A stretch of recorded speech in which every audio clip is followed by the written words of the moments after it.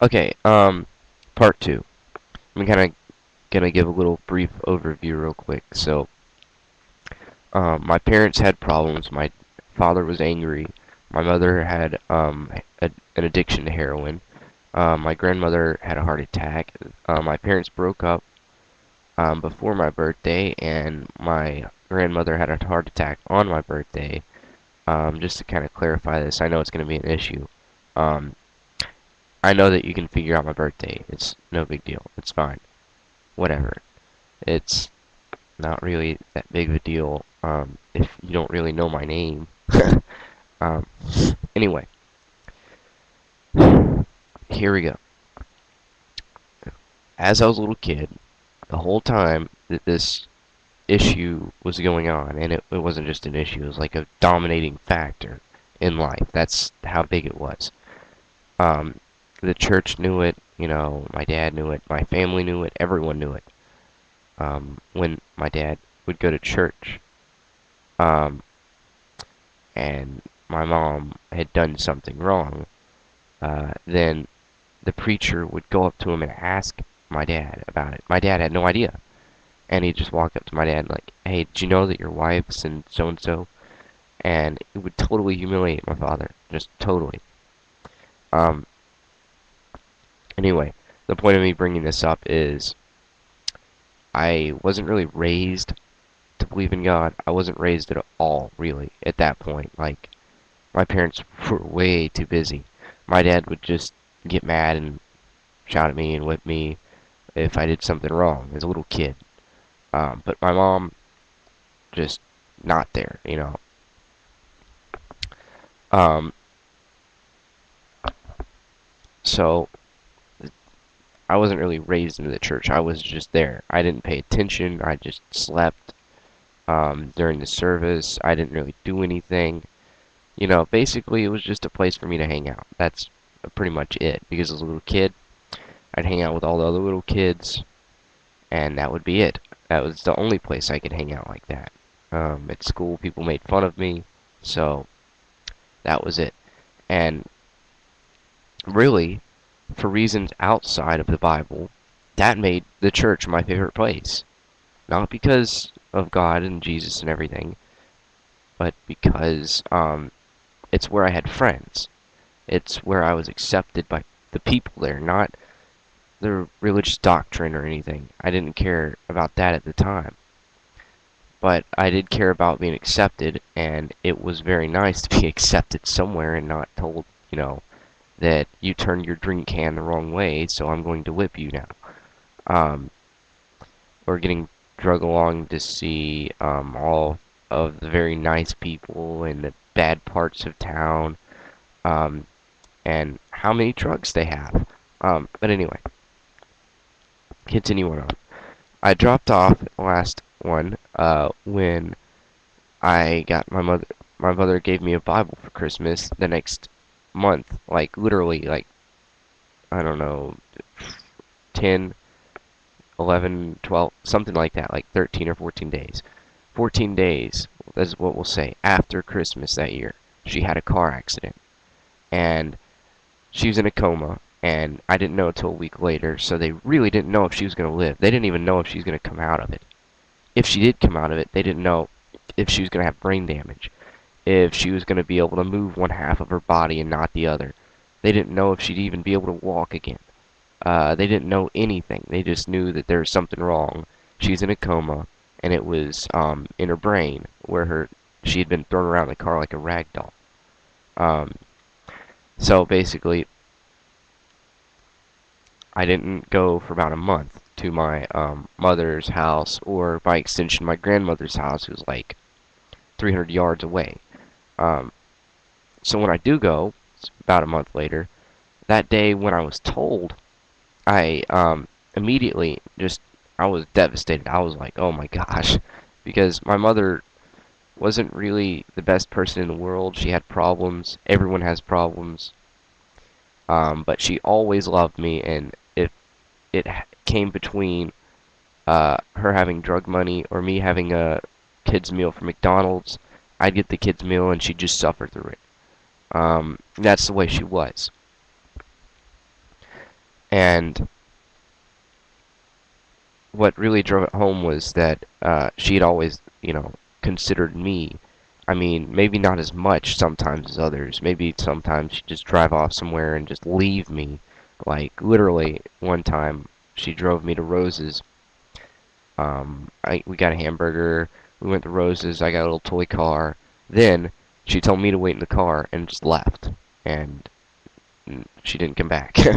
My grandparents came and picked me up, which was really traumatic to me because it was hot. It was a summer day, and then it started raining, and it was a thunderstorm. So that was really scary for me because I was like 4 or 5, 6 years old. Um,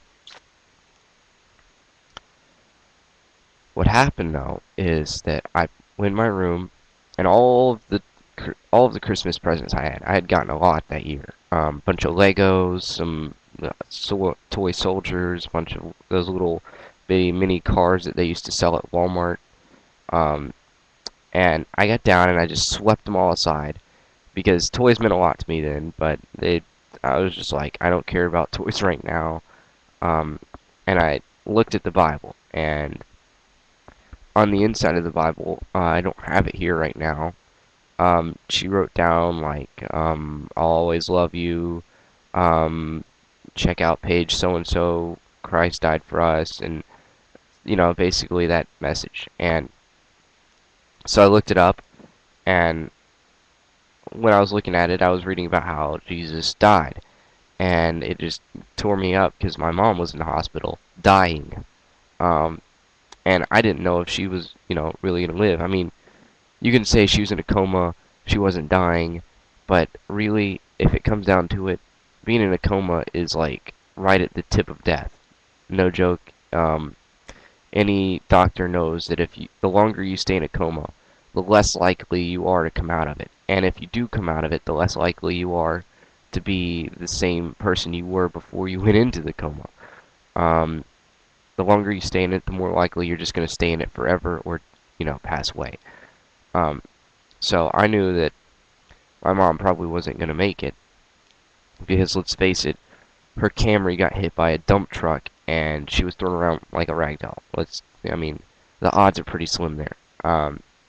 So I get down on my knees and I'm praying, God, please don't take away my mom. Don't take away my mom.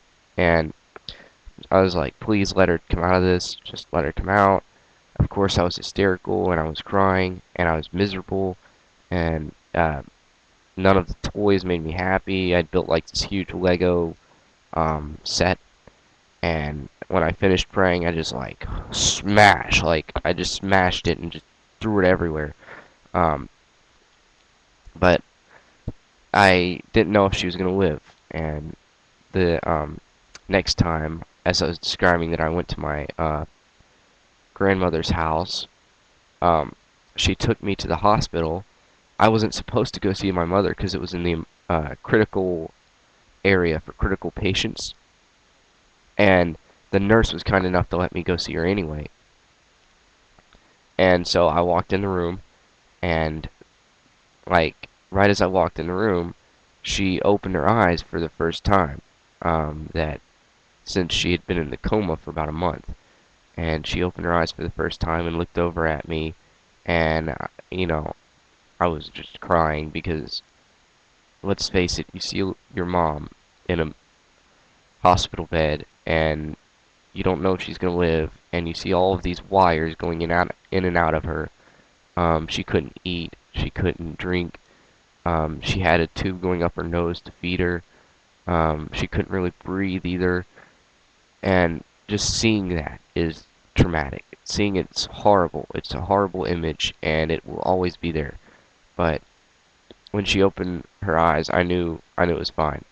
Um, and I knew that based on the prayer that you know, I I had prayed to God, and based on that prayer, I knew she was fine. Um, the same way that when I had prayed for my father to come back, he came back. Um, you can say, well, that's impossible. God doesn't exist. Well, guess what? That's the way I saw it, and that's pretty much the way it was. I'm sure that if I hadn't prayed, she probably would not have lived. Um,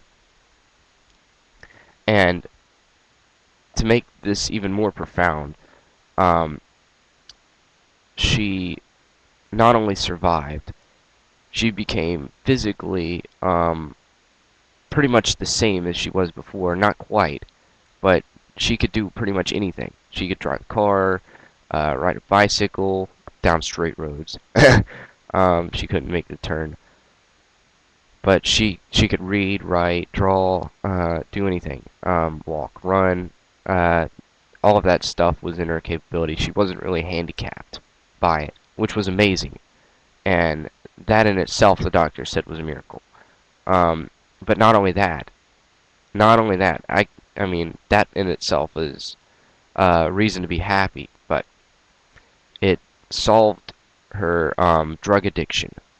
When she was in the hospital and she was sick, she described to me later she'd wake up and she'd be in like a drug haze and was miserable for her, so she just cold went cold turkey right there and she just got off because she was sick of drugs and she was sick of them messing with her head when she was in the hospital. So she just totally stopped, and she hasn't gotten back on them in what, 6 years.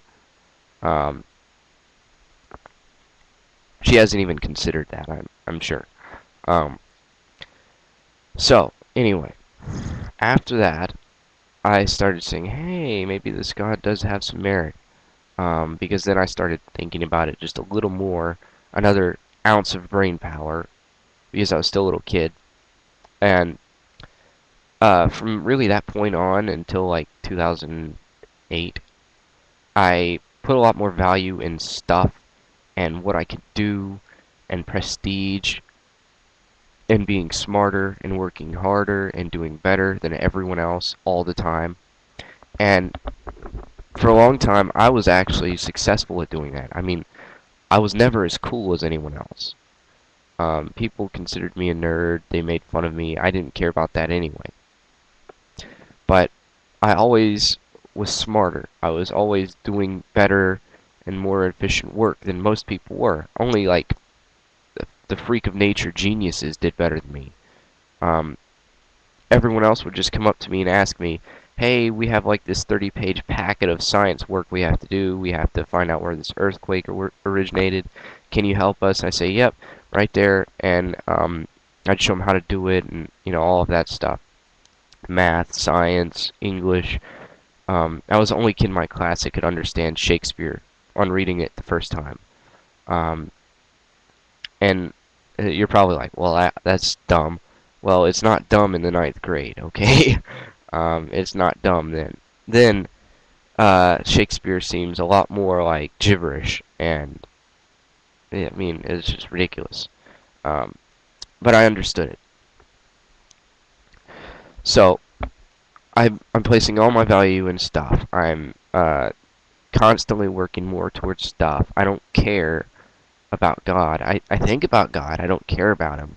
But I think about him. Think about him all the time. How he um, is doing things. And I read the Old Testament, and I get really bored because it's old. And I'm doing all this stuff, and I'm thinking, what if God doesn't exist? I mean, I never heard of an atheist before. I was just thinking that. And I think it constantly because of how crappy my life seemed. My dad would shout at me. I was like the smartest kid in my class, and he would still shout at me. And people would make fun of me for being smarter than them. And because of all that, I was like, why? You know? I mean, look at what I've been through already. It's been about 10 years. And look at all the freaking crap I've been through. So one time I actually decided to test to see if God was really in existence. And I don't really have time to describe it now. I only have like 10 seconds. So I'm just going to tell you part 3. I'm going to explain really the real kicker that got me to believe in God. Until then, ciao.